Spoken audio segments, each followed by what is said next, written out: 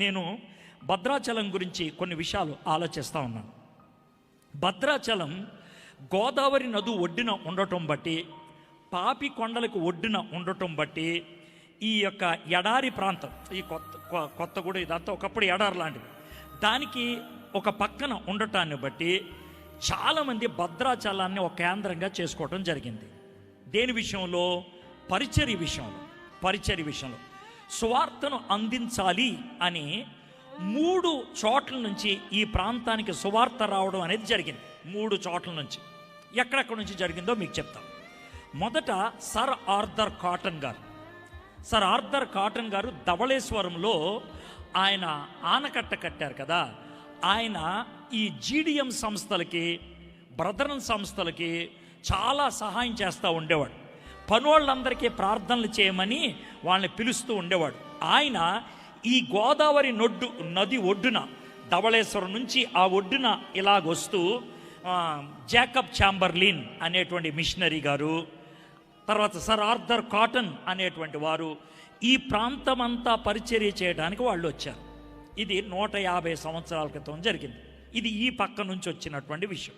రెండోది ఎవరంటే 1864లో canon Alexander అనే దొరగారు ఏలూరుని కేంద్రంగా పెట్టుకొని పరిచర్య మొదలుపెట్టారు. ఆయన గుర్రం మీద దమ్మపేట, జగ్గన్నపేట, అర్థమైందా, లంకాలపల్లి, పట్వారిగూడెం ఈ ప్రాంతాలలో పరిచర్య చేయడానికి వచ్చారు. దమ్మపేటలో సిఎస్ఐ చర్చ్ ఉండడానికి కారణం అదే. ఆయన స్థాపించారు. ఎవరు? క్యానన్ అలెగ్జాండర్ గారు 150 సంవత్సరాల క్రితం. అప్పుడు సో ఆ పక్క నుంచి నెమ్మదిగా పాలవంచి నుంచి ఇక్కడికి భద్రాచలం రావాలని క్యానన్ అలెగ్జాండర్ గారు అటు నుంచి ప్రయత్నం చేశారు. ఇటు నుంచి జాకబ్ ఛాంబర్లిన్ గారు ప్రయత్నం చేశారు. సర్ ఆర్థర్ కాటన్ గారు ప్రయత్నం చేశారు. మూడో వ్యక్తి ఎవరంటే ఆలేరుని కేంద్రంగా చేసుకొని ఈ ప్రాంతం అంతా కూడా పరిచర్య చేసిన ఏబి ఎలియట్ అనేటువంటి ఒక ఆయన బిషప్ గారు ఉండేవాడు. డోర్నకల్లో వేదనాయకం అజరే గారి ముందు ఆయన బిషప్గా ఉండేవారు. ఆయన ఈ ప్రాంతంలో, ఈ వన్య ప్రాంతంలో కూడా పరిచర్య చేయాలని ఆయన కూడా చాలా ప్రాకులాడినట్లు మనం చూస్తూ ఉంటాం. ఈ విధంగా మీకు ఒక విధంగా తెలుసో తెలీదో 100 ఏళ్ల క్రితం ఇక్కడ సువార్త వచ్చింది.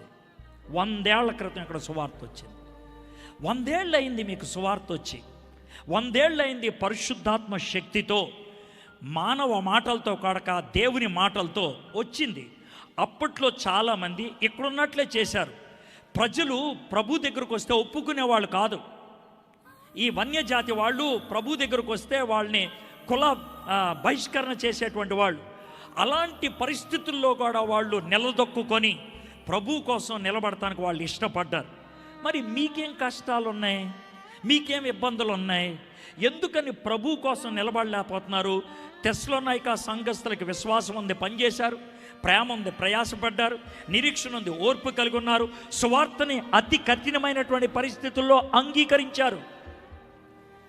అతి కఠినమైనటువంటి పరిస్థితుల్లో. తర్వాత 7వ వచనం. కాబట్టి 6వ వచనం. పరిశుద్ధాత్మ వలన కలుగు ఆనందంతో గొప్ప ఉపద్రవమందు మీరు వాక్యమును అంగీకరించి మమ్మును ప్రభును పోలు నడుచుకుని వారైతిరి. ఇంత చేశారు కాబట్టి మాసిదోనియాలోను అకయలోను విశ్వాసులందరికీ మాదిరైతిరి. ఎందుకనగా మీ యొద్ద నుండి ప్రభు వాక్యము మాసిదోనియాలోను అక్కయలోను మ్రోగెను. అక్కడ మాత్రమే కాక ప్రతి స్థలమందు దేవుని యొడలో ఉన్న మీ విశ్వాసము వెల్లడాయను గనుక మేమేమీ చెప్పవలసిన అవసరం లేదు. జాగ్రత్తగా వినండి, ఈ మాటలు పెద్ద అవసరం లేదు. ఈ సంఘం స్థాపించబడి 1 సంవత్సరం అయింది అంతే.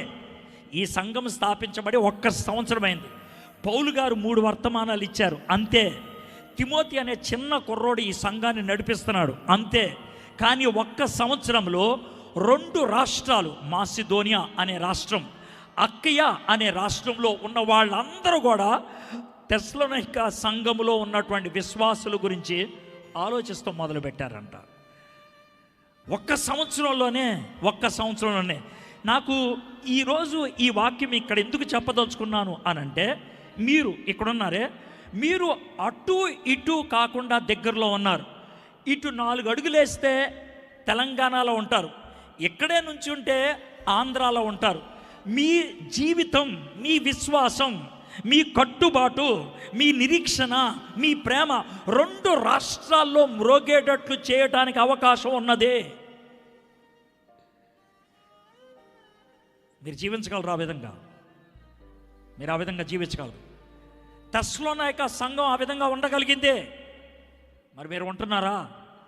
మీరు ఉండటానికి అవకాశం ఉన్నది.